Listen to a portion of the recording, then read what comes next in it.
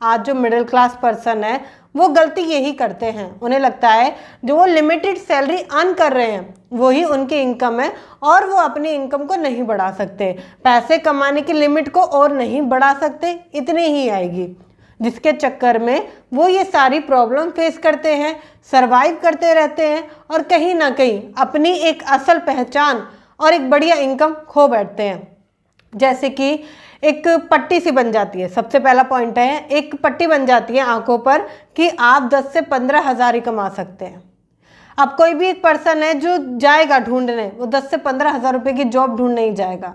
अब कुछ लोग कहेंगे मैम जिसकी क्वालिफिकेशन या जिसको सेटलमेंट ही 10 से 15 हज़ार रुपये की जॉब ही मिल रहा है उसका क्या। तो आपको अगर 10 से 15 हज़ार रुपये की जॉब भी मिली है तो उसके ऊपर भी आप एक्स्ट्रा अर्न कर सकते हैं। आप ऐसा कुछ काम कर सकते हैं जिसे आप 2 से 3 घंटे निकाल कर करें और महीने का एक्स्ट्रा 5,000 रुपये कमाएं तो आप 20,000 रुपये कमा पाएंगे।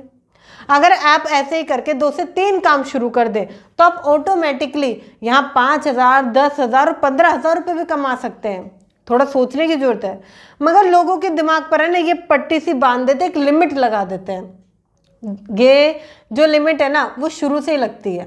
माँ बाप कहते हैं कि 10 से 15 हज़ार की जॉब ही लग जाएगी और कुछ लोग कहते हैं 25-30 हज़ार की लग जाएगी, 50 हज़ार की लग जाएगी तुम्हारी जॉब, तो ये फिक्स हो जाती है। मैं आपको बताऊं पैसे कमाने की कोई लिमिट नहीं होती, आप अथाह पैसा कमा सकते हैं, जितना आप चाहें उतना आप पैसा कमा सकते हैं।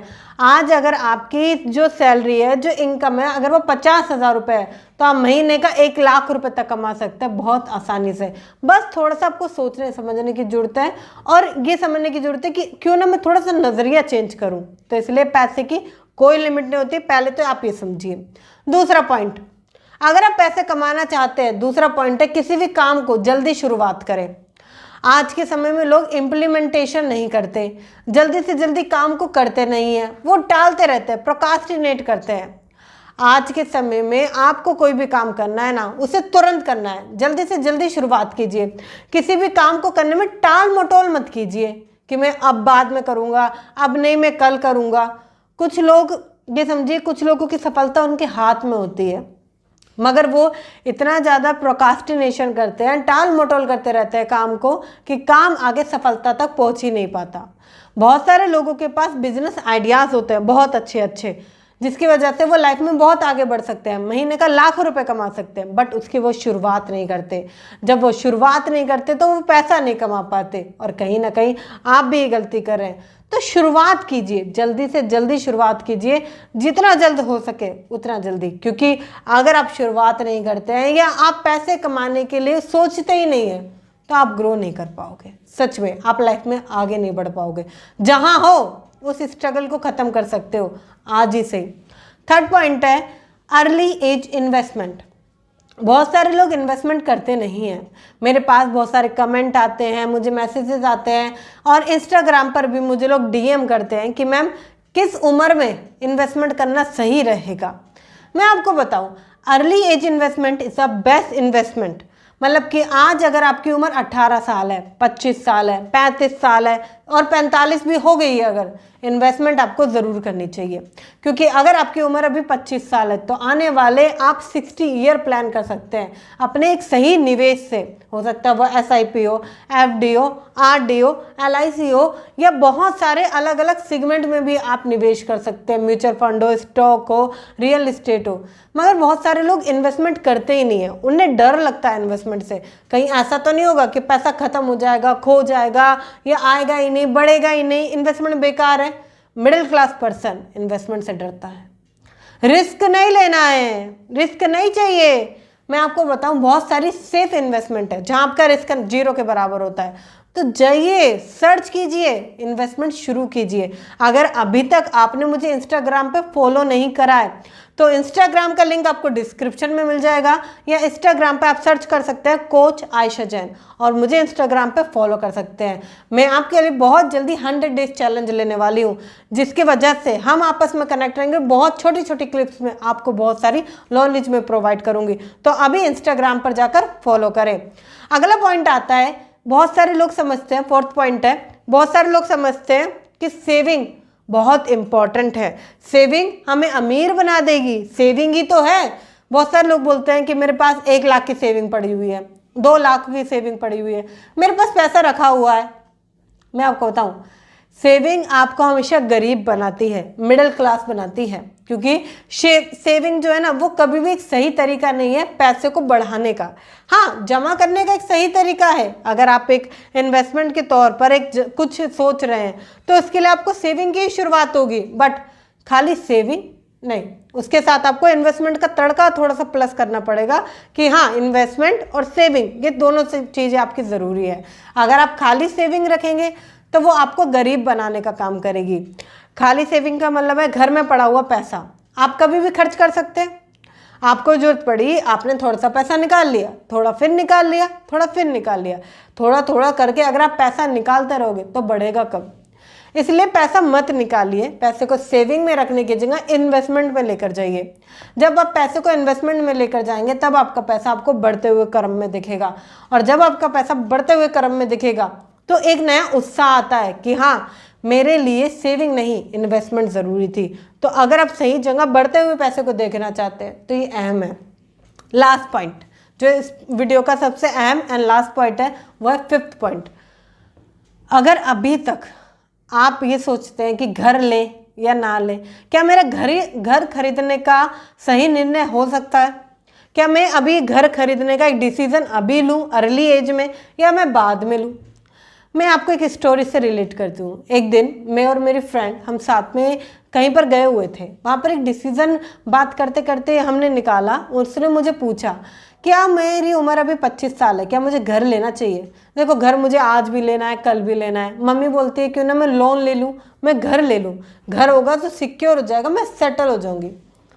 मैंने कहा मेरे पास 2 पॉइंट ऑफ व्यू है, ठीक है, मैं तुम्हें 2 चॉइस देती हूँ, मर्जी तुम्हारी है, तुम क्या चाहते हो। मैंने उनसे बोला मुझे ये बताओ, तुम अपनी ज़िंदगी में फाइनेंशियल फ्रीडम चाहते हो?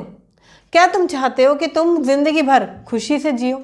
क्या तुम चाहते हो कि ये जो परेशानियां हैं वो लाइफ में हमेशा ना रहे, ख़त्म हो जाए? उसने कहा हाँ मैं चाहती हूँ।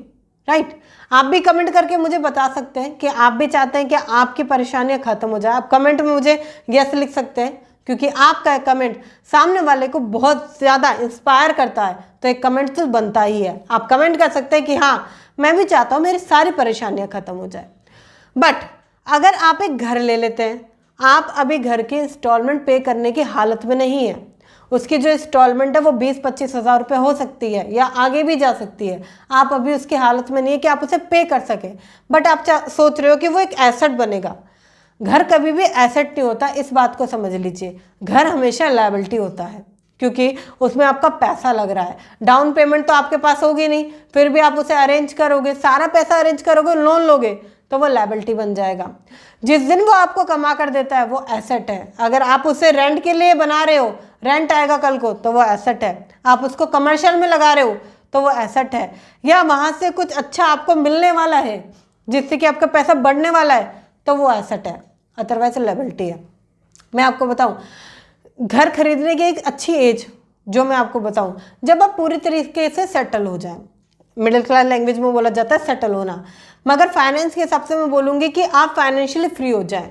मतलब कि आपके मंथली जो खर्चा है, जो घर का खर्चा है महीने का 50,000, 10,000, 15,000 जितना भी, वो जब आपके पास 2 साल का पड़ा हो, ठीक है, और आपके पास एक हेल्थ इंश्योरेंस, एक टर्म इंश्योरेंस, कहने का मतलब अपना पूरा पीछे का बैकअप आपका तैयार हो, उसके बाद घर लो, जिससे कि इन फ्यूचर अगर कोई प्रॉब्लम आती भी है तो उसका लोन आपकी फैमिली ना चुकाए।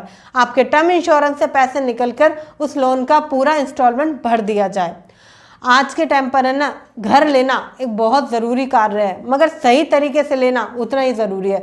क्योंकि अगर आप गलत तरीके से लेंगे तो आपके डॉक्यूमेंट्स फंस जाएंगे, आप खुद फंस जाएंगे उस इंस्टॉलमेंट में, और आपका ये समय बर्बाद हो जाएगा। तो कभी भी इस समय को बर्बाद मत कीजिए। समझदारी से डिसीजन लीजिए कि मुझे क्या करना है। आपको घर खरीदना है या नहीं खरीदना है, वो डिसीजन आपका होना चाहिए। बट हाँ, फाइनेंस के हिसाब से आप उसको अच्छे से देखिए कि क्या ज़रूरी है। मैं ये नहीं कहूँगी ज़िंदगी भर आप रेंट पे रहो। रेंट पे रहना नॉट अ सोल्यूशन, बट इसमें एक सोल्यूशन ये है कि अगर आप अभी रेंट पर हो, कि आपने सारी चीज़ें बैकअप से तैयार कर ली हैं। अगर तैयार कर लिए तो घर ले लो, और तैयार नहीं करिए तो पहले इन्हें तैयार करो। क्योंकि घर की इंस्टॉलमेंट अभी हो सकता है घर का रेंट 10,000 रुपये हो, इंस्टॉलमेंट 20,000 रुपये जाएगी, तो ये 10,000 रुपये बच रहा है ना, इसकी SIP करा दो आप, SIP करा दो, अपने लिए कोई इंश्योरेंस ले लो, ये मतलब कि बैकअप के लिए पैसा तैयार कर लो। आप खुद अगले आने वाले टाइम में 3 से 4 साल में आप खुद घर ले सकते हैं। तो प्लान करें एक अच्छा, क्योंकि फाइनेंस का मतलब है कि एक सही प्लानिंग, जिससे कि आप कभी भी परेशान ना हो। अगर आपको ये वीडियो अच्छी लगी है, शेयर कीजिए उनके साथ जो कि गलत डिसीजन लेते हैं या उन्हें लगता है कि पैसे कमाने की एक लिमिट सेट होगी उनकी लाइफ में, क्योंकि आपका एक शेयर सामने वाले का इंस्पायर करेगा, उसकी लाइफ में बहुत कुछ चेंज करेगा। तो मुझे पता है आप शेयर ज़रूर करेंगे, शेयर कीजिए। अगर आपको ये सेशन अच्छा लगा है तो लाइक कर दीजिए, और चैनल पर नए आए हैं तो चैनल को अभी सब्सक्राइब कर दीजिए, बेल आइकन को हिट कर दीजिए। मिलते हैं फिर किसी शानदार टॉपिक के साथ, तब तक के लिए थैंक यू सो मच।